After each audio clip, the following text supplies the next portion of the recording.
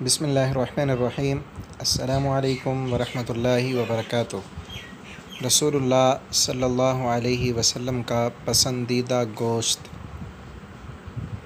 حضرت ابو عبیدہ رضی اللہ عنہ فرماتے ہیں کہ میں نے نبی اکرم صلی اللہ علیہ وسلم کے لیے ہانڈی پکائی، چونکہ دستی بکرے کے بازو کا گوشت رسول اللہ صلی اللہ علیہ وسلم کو زیادہ پسند تھا، اس لیے میں نے ایک دستی پیش کی تو رسول اللہ صلی اللہ علیہ وسلم نے اسے تناول فرمایا اور پھر دوسری دستی طلب فرمائی۔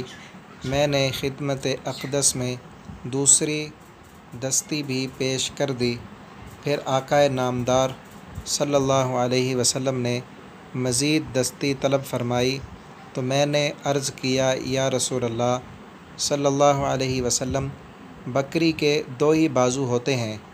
تو رسول اللہ صلی اللہ علیہ وسلم نے ارشاد فرمایا، آپ فرمانے لگے، اس ذات کی قسم جس کے قبضہ میں میری جان ہے، اگر تم خاموش رہتے تو جب تک میں دستی مانگتا رہتا، اللہ کے حکم سے ہنڈیا سے مجھے دستی دی جاتی۔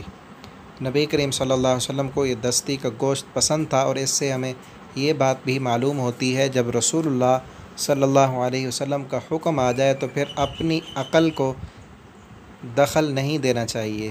نبی صلی اللہ علیہ وسلم نے جب حکم دیا تھا تو صحابی کو چاہیے تھا کہ ہنڈیا میں ہاتھ ڈالتا تو دستی مل جاتی۔ رسول اللہ صلی اللہ علیہ وسلم کے حکم پر اپنے عقل، جب حکم آ جائے تو پھر اپنے عقل کو سائڈ پر رکھ دینا ہے اور رسول اللہ صلی اللہ علیہ وسلم کے حکم پر عمل کرنا ہے، اسی میں ہی ہمارے لیے بہتری ہے۔ تو یہ گوشت آپ صلی اللہ علیہ وسلم کو پسند تھا، ہمیں بھی ان دنوں میں خوشی کے ساتھ ایسے گوشت کو کھائیں جس کا کھانا سنت بھی ہے، ہمارے لیے دنیاوی بھی فائدہ ہے، جسمانی بھی فائدہ ہے، لذت بھی ہے، اور رسول اللہ صلی اللہ علیہ وسلم کی سنت پر عمل بھی ہوگا، ثواب بھی ہوگا۔ والسلام علیکم ورحمۃ اللہ وبرکاتہ۔ میں اپنے نبی کے کوچے میں چلتا ہی گیا، چلتا